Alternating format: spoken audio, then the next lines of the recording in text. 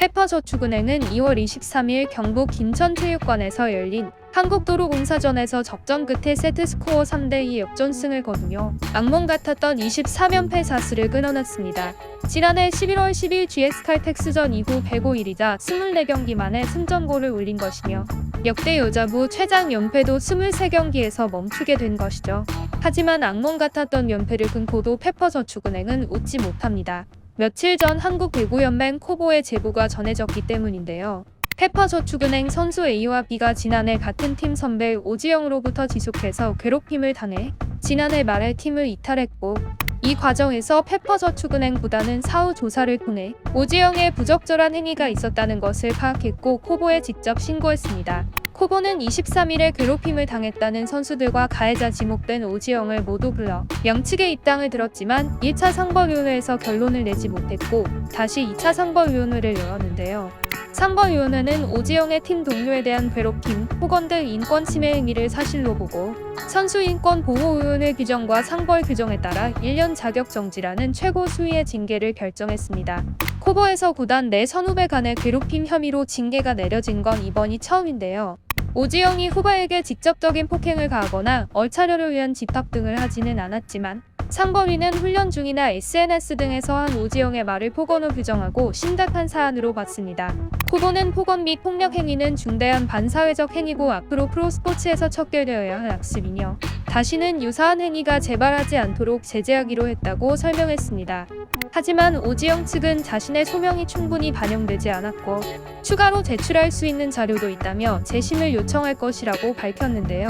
오지영의 법률 대리인에 따르면 이 사건이 쟁점화되기 전에 오지영과 A는 서로 신뢰하는 사이였으며 선후배가 아니라 자매에 가까웠다고 합니다. 오지영이 약 200만 원 상당의 선물을 하기도 했다며 오지영이 A에게 호의를 베푸는 사이라는 증거라고 밝혔습니다.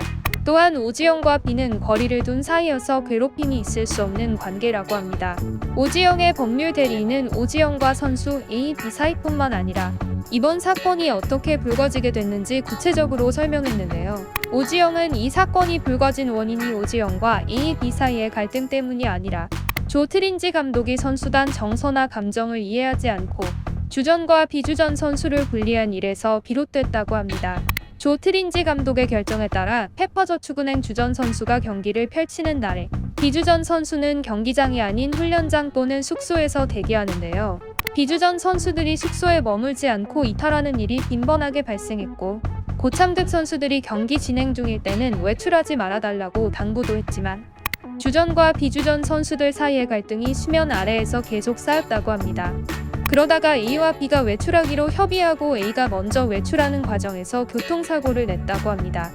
이 소식을 접한 오지영을 포함한 고참 선수들이 사고를 낸 선수들에게 질문을 하다가 갈등이 불거졌고 이 과정에서 A, B가 팀을 떠났다는 게 오지영의 설명인데요. 오지영은 B에게는 아예 이 문제에 관해 질문도 하지 않았고 평소 신뢰 관계가 있는 A에게는 언니가 당부했는데 왜 그런 행동을 했는가? 내가 이렇게 말하는 건 너를 위한 길이라고 질책했을 뿐 괴롭힘은 아니라며 억울하다는 입장입니다. 코보 상벌위의 징계 처분이 내려진 후 페퍼저축은행도 자체 징계를 발표했습니다. 구단은 오지영과 동행이 어렵다고 판단해 계약 해지를 결정했습니다. 오지영은 1988년생으로 선수 생활 막바지를 향하고 있습니다. 자격 정지와 계약 해지는 사실상 은퇴 선고나 다름이 없죠. 억울하다는 입장을 표한 오지영이 재심을 청구할지 지켜봐야겠습니다.